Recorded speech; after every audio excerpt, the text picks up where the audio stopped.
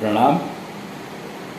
मैं anchor digital living Ashwini Agarwal, climate man के नाम से लोग मुझे जानते हैं, और तामसिक एंटीडोट वाले भी मुझे कहते हैं लोग कि तामसिक एंटीडोट की डिस्कवरी मैंने की थी, खोज मैंने की थी, तो इसलिए मुझे तामसिक एंटीडोट वाला भी कहा जाता है। खैर, तो हम धन्वंतरी वो बना रहे हैं, जयंती मनाएंगे। उसकी शुरुआत आज से की है हमने। पिछले वीडियो में बताया था मैंने कि धन्वंतरी ने 5 बीज, वो जो कलश लेकर के आए थे उसमें 5 बीज का ज्ञान दिया था। 5 बीज जिससे सारी सृष्टि बनी है। देखो शुरुआत कैसे होती है, पहले वैसे वीडियोस अगर आप देखोगे तो आपको कुछ कुछ आइडियाज लग जाएंगे। एक किताब है, 2 बुक्स हैं ये बेसिकली। एक है पंचभूत, पंच महाभूत,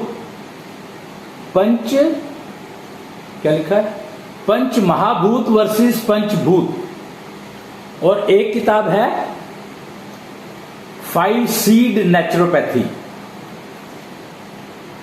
पंच तत्व बनाम पंच बीज। तो जो धन्वंतरी लेकर आए थे अपने कलश में, वो था 5 बीज का ज्ञान, पंच तत्व बनाम पंच बीज। और 5 बीज जो है वो मैंने पिछले वीडियो में बताए, आप देख सकते हैं। मानसिक बीज, भौतिक बीज, ऊर्जा जनरेटर, ज्ञान बीज, नॉलेज बीज या स्पिरिचुअल बॉडी जिसको कहते हैं, ऊर्जा जनरेटर जो श्वास प्रक्रिया से लिंक्ड है, और एनर्जी ट्रांसफर जो कॉन्जल बॉडी कहलाती है, कॉन्जल नेटवर्क ऑफ टनल्स कहलाता है। इसमें ये जो सब्जेक्ट है धन्वंतरी ज्ञान से शुरू करते हैं हम लोग। हमारा जीवन जो शुरू होता है वो 5 बीज से शुरू होता है, और हर बीज 5 तत्वों का बना है। आप इसको इस बात से समझ लो कि हर बीज 5 तत्वों का बना है, और 5 तत्व पंच महाभूत के बने हैं। 5 तत्व इंडिविजुअली पंच महाभूत के बने हैं। और पंच महाभूत किसके बने? 24 मॉलिक्यूल के बने हैं। पंचभूत जो है पंच महाभूत जो है वो 24 मॉलिक्यूल के बने हैं, और 24 मॉलिक्यूल जो है वो पंचभूत के बने हैं। तो आपको सीक्वेंस समझ में आई कि पंच बीज से शुरू हुआ था मैं, कि मेरा शरीर 5 बीज से बना है, और ये जो 5 बीज में हर बीज किससे बना है? पंच तत्वों से बना है। हर बीज अपने अपने 5 तत्वों से बना है। कॉम्बिनेशन अलग अलग है। और वो जो पंच तत्व है वो किसके बने हैं? वो पंच महाभूत से बने हैं। पंच महाभूत से पंच तत्व बने हैं। और पंच तत्व किससे बने हैं? पंच महाभूत किससे बने हैं? तो पंच महाभूत बने 24 मॉलिक्यूल से। और 24 मॉलिक्यूल किससे बने हैं? तो हर मॉलिक्यूल पंच भूत से बना है। और भगवान किसको कहा गया? महाविष्णु को भगवान कहा गया है कि वो पंच भूत का भोग लगाते हैं, 24 मॉलिक्यूल में उसको कन्वर्ट करते हैं, और फिर पंच महाभूत के रूप में दे देते हैं। क्या करते हैं? भगवान का क्या काम है? पंचभूत का भोग लगाना, उनको 24 मॉलिक्यूल में कन्वर्ट करना, रिसाइकिल करना, और फिर 24 मॉलिक्यूल से पंचभूत को देना। पंच महाभूत को देना नहीं, हाँ, पंचभूत से शुरू हुआ था, पंच महाभूत को देना। और भगवान कौन है? भगवान थे वो। भगवान कौन है? भगवान है जो इन पंच महाभूत का यूज करके, उपयोग करके, रिसाइकिल करके 5 तत्व बनाते हैं। और फिर 5 तत्व को क्या किया उन्होंने? पंच महाभूत को उपयोग करके पंच तत्व बनाए और उन पंच तत्वों से 5 बीज बनाए, यानी हर बीज 5 तत्वों से बनाया।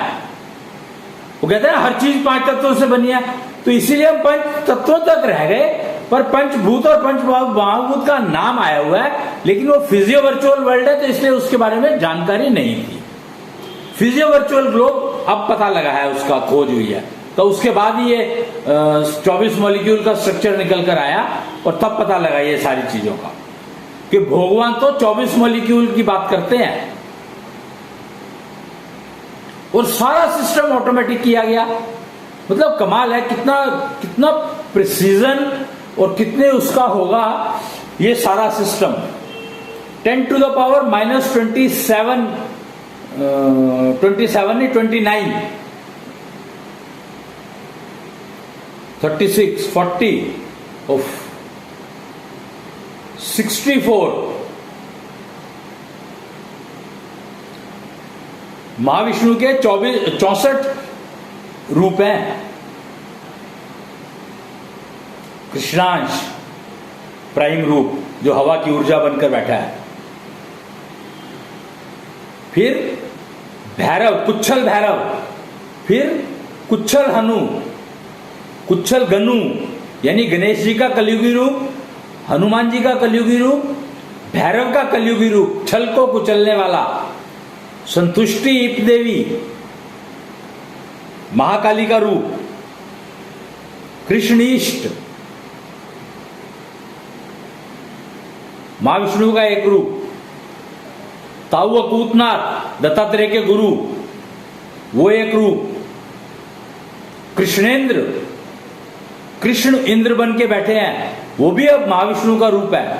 पहले कृष्ण जो थे वो जब सिर्फ कृष्ण थे तो वो 16 कला संपूर्ण थे, पर अवतार थे, वो विष्णु के अवतार थे।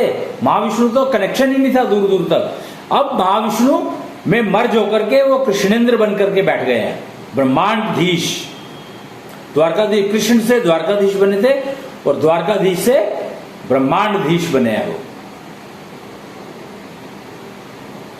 तो वो भी महाविष्णु का एक रूप है। इस तरह से 64 रूप हैं। वो डिटेल मुझे सारे सबका नहीं पता, ये 4-5 नाम पता थे, मैंने बता दिया आपको।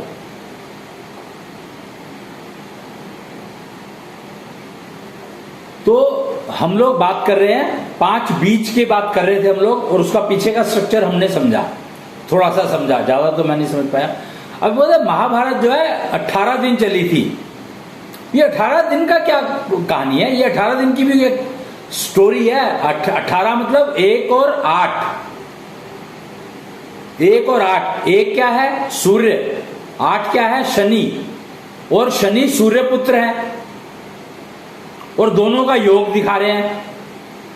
तो महाभारत में सूर्य और शनि का योग करवाया था कृष्ण ने, और उसमें 18 दिन लगे थे और पूर्णता प्राप्त हुई।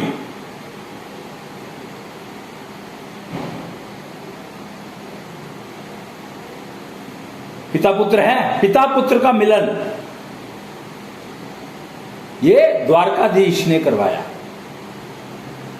18 दिन, एक्चुअली 18 दिन जो है 24 मॉलिक्यूल की बात की मैंने, तो उसमें से 18 मॉलिक्यूल जो है उनके मालिक हैं कृष्णीष्ट। वो कहते हैं ना सबका मालिक एक, सबका मालिक एक। तो सबका मालिक एक, अभी तक तो हम 5 बीज का मालिक कौन है यही नहीं पता हमें।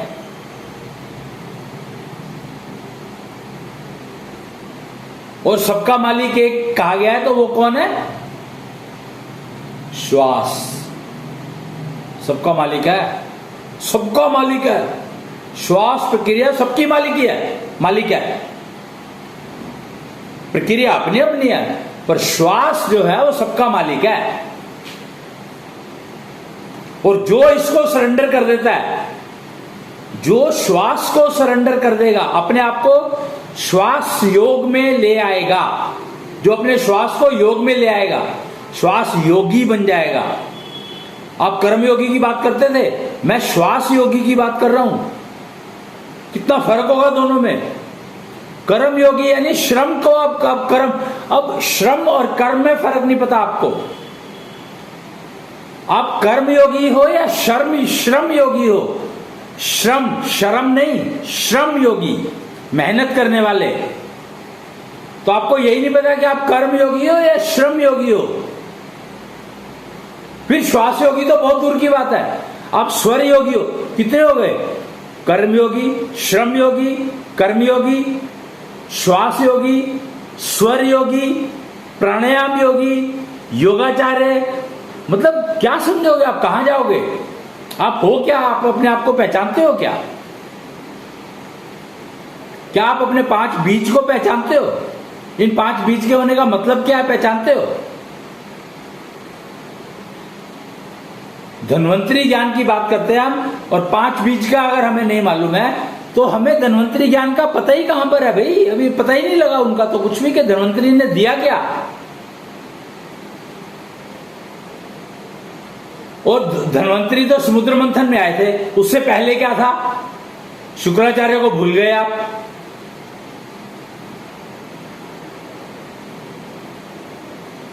शुक्राचार्य को भूल गए आप। संजीवनी उसने अपनी बना दी थी। धन्वंतरी तो संजीवनी लेकर भी आए थे कि नहीं आए थे पता नहीं, पर शुक्राचार्य ने तो संजीवनी बनाई दी थी। वो हर चीज बना देते थे, उनको धन्वंतरी ज्ञान की जरूरत ही नहीं थी, क्योंकि वो शुक्र के मालिक थे। 24 मॉलिक्यूल में जो सबसे महत्वपूर्ण है वो है शुक्र, और शुक्र को नहीं जानते आप। बताओ शुक्र क्या है? जो सेल्स की बॉन्डिंग होती है वो शुक्र से होती है। शुक्र को, जो सेल की बॉन्डिंग के लिए जो शुक्र यूज होता है, वो शुक्र को मजबूत करने के लिए, उसकी स्ट्रेंथ को इंप्रूव करने के लिए राम राम का नाम लिया जाता है। राम राम राम राम राम राम। अगर आप राम राम का जप करते हो और अगर समय पे करते हो, एक समय है, उसके पर्टिकुलर समय है, उस समय पे करोगे तो आपके सेल्स की स्ट्रेंथ इंप्रूव होगी, उसका शुक्र इंप्रूव होगा, फ्लेक्सिबिलिटी आएगी आपकी बॉडी में, आपकी स्किन में फ्लेक्सिबिलिटी आएगी। वो एक टेस्ट होता है, अगर आपको पता नहीं पता है कि नहीं पता, हीमोग्लोबिन के लिए टेस्ट किया जाता है। अगर आप अपनी स्किन को दबाते हो और ये अगर वापस कितनी देर में आ रही है, आपने दबाया और इंस्टेंट वापस आ गई, तो यानी आपका हीमोग्लोबिन सही है। यानी मैं हीमोग्लोबिन पैरामीटर की बात नहीं कर रहा हूं यहां पर, मैंने नाम हीमोग्लोबिन लिया क्योंकि it explains, but I am not talking about the measurement, I am talking about the strength of your blood. Flexibility in your muscles is strength of your blood. जितना मसल हार्ड होगा उतनी ही आपकी blood की strength poor गिनी जाएगी। Blood thick हो गया है, thick हो, ब्लड होने का मतलब क्या है? ब्लड थिक होता है तो उसका नेक्स्ट स्टेप क्या होता है? ब्लॉकेजेस। इसलिए ये टेस्ट है, बड़ा सिंपल है, आपके ब्लड की स्ट्रेंथ को टेस्ट करने का टेस्ट है ये। आप उंगली से अपने स्किन को दबाओ, कितनी देर में ये वापस आता है। जितना ज्यादा टाइम लेगा उतना ही आपका ब्लड प्रॉब्लम की तरफ ले जा रहा है आपको। तो आप उसको टाइम रहते केयर कर लो, नहीं तो ये आपके अंदर की बॉडी पार्ट्स को, हार्ट को, लंग्स को, लीवर को, हर पार्ट को जहां पर भी ब्लड की जरूरत होती है उनको नुकसान करेगा। आपकी ज्ञानेंद्रियां, आपकी कर्मेंद्रियां, हर चीज को नुकसान करेगा। तो ये एक सिंपल सा टेस्ट है आपकी ब्लड की स्ट्रेंथ का। ये करके देखो आप, तो आपको पता लग जाएगा कि आपके ब्लड में कितनी स्ट्रेंथ है। जितनी जल्दी वापस आ रहा है उतना अच्छा है, जितना टाइम ज्यादा लगा रहा है उतना ही आपका ब्लड बीमार हो चुका है। आपको बीमारी आई है कि नहीं आई है पता नहीं, पर खून में जरूर आ गई है, ये समझ लो आप। और अगर आप श्वास योगी बनते हो, स्वर योगी बनते हो, प्राणायाम करते हो, मतलब 3 है। प्राणायाम से आप ठीक कर सकते हो, आप स्वर योग से ठीक कर सकते हो, आप श्वास योग से कर सकते हो, कुछ भी करो। तो इनको ब्लड की प्योरिटी, इन 3 के अलावा और कोई रास्ता नहीं है। और कोई रास्ता है ही नहीं। इसीलिए श्वास प्रक्रिया बहुत बहुत इंपॉर्टेंट बताई गई है। और लास्ट लेवल श्वास योगी कहलाता है। श्रम योगी पहला लेवल, कर्म योगी दूसरा लेवल, प्राणायाम तीसरा लेवल, स्वर योग चौथा लेवल और श्वास योगी पांचवा लेवल।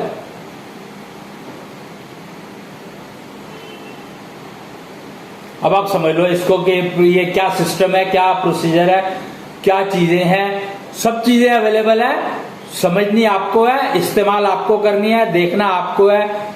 जो आपकी मर्जी है वो करो। धन्वंतरी सेलिब्रेशंस चल रही हैं, आज से शुरू हुई हैं 14 अक्टूबर और ये चलेंगी 23 अक्टूबर तक। यज्ञ समझ लो शुरू हुआ है आज से।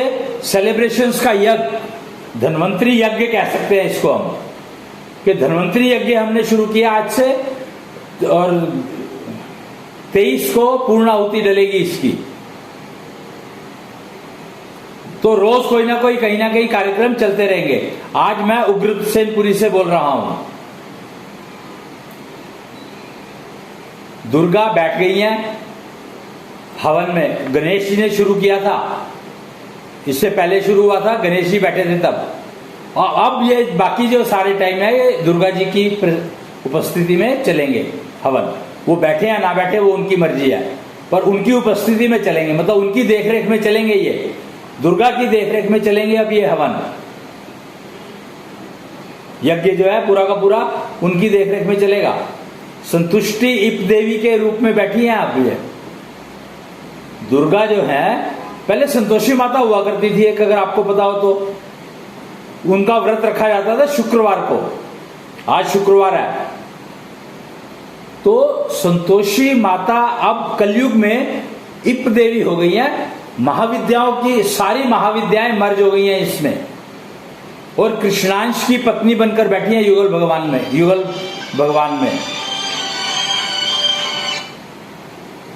युगल भगवान की जो मंदिर लगा है वहां पर कृष्णांश की पत्नी के रूप में बैठे हैं, यानी युगल के रूप में बैठे हैं दोनों, कृष्णांश संतुष्टि इप देवी दोनों।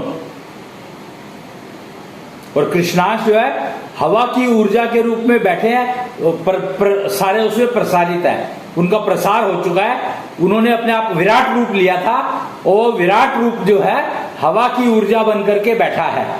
उस विराट रूप का अंश आप अपने सांस में लेते हो अंदर।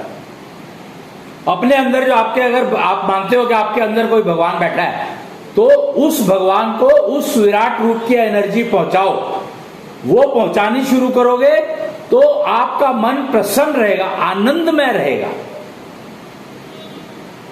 शुरू हो जाएगा। ये पक्की बात है। ये सारे टाइम टेस्टेड सिस्टम बता रहा हूं मैं आपको, और पिछले 25 साल से टेस्ट हो रहे हैं इनके ऊपर, और लाखों लोगों ने टेस्ट किया है इसको। श्वास योग की प्रक्रिया अपना लो। आप प्राणायाम को छोड़ो, आप स्वर योग को छोड़ो, आप श्वास योग की प्रक्रिया अपना लो, सिंपल रहेगा। वो निष्ठा योग विधि से अगर श्वास योग की प्रक्रिया अपनाते हो, वो कल दिया है मेरे ख्याल से, वो कहीं पर दिया है, आप अगर देखोगे नेट के ऊपर आपको मिल जाएगा, भगवान टीवी पर मिल जाएगा, नहीं तो इसका वीडियो मिल जाएगा यूट्यूब पे।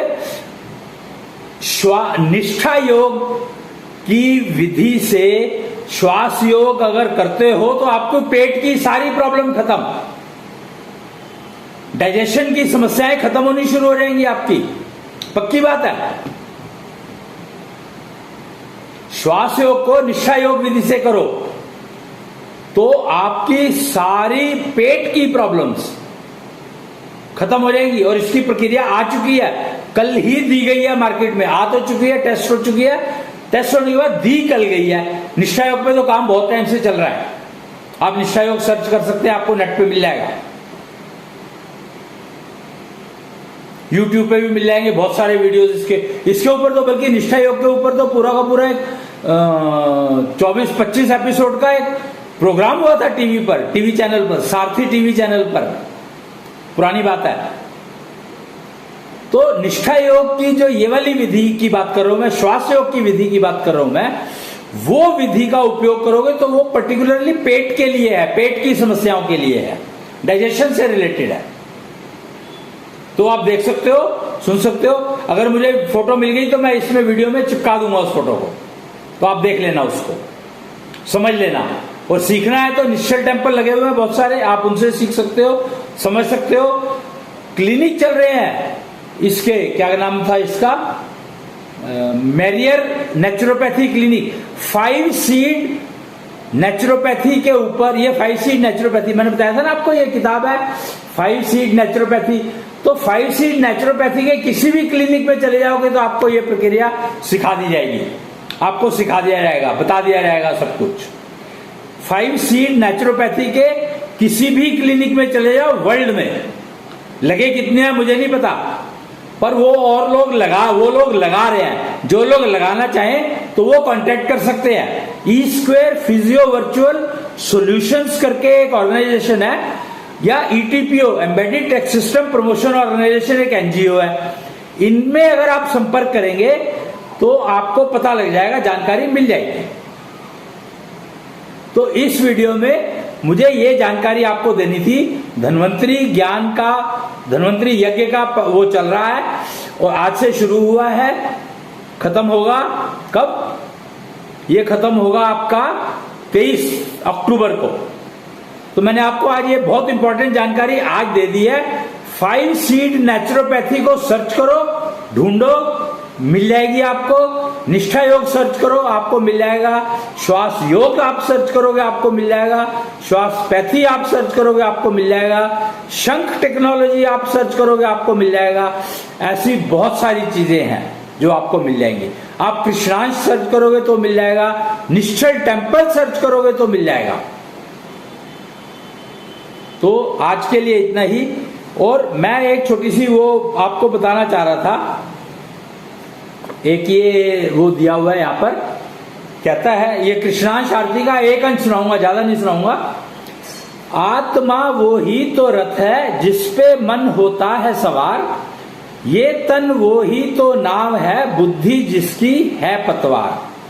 अच्छा, आगे भी सुना देता हूं। मन है गट्ठर कर्म फलों का, समय से पैदा होता विचार, बुद्धि ही फिर दिशा दिखाए, नाव को जैसे चाहे नचाए। नाव भंवर में ना फंस जाए, इतना तो कर लो इस बार, गट्ठर तुम जो हो लाए उसको तो कम कर लो इस बार।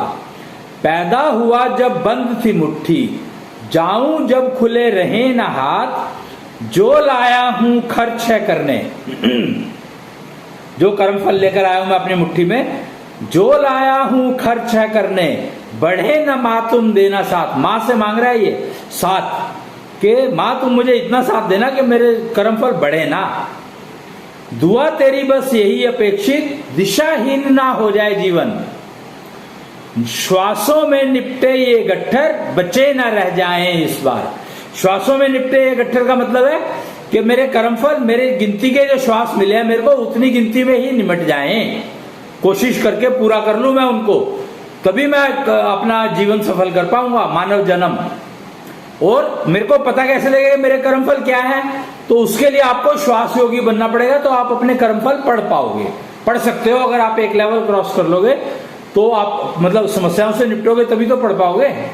तो ये कर लोगे तो आप ये काम कर पाओगे। क्लाइमेट मैन का सभी को बहुत बहुत धन्यवाद सुनने के लिए, और बहुत बहुत प्रणाम, बहुत बहुत शुभ आशीष।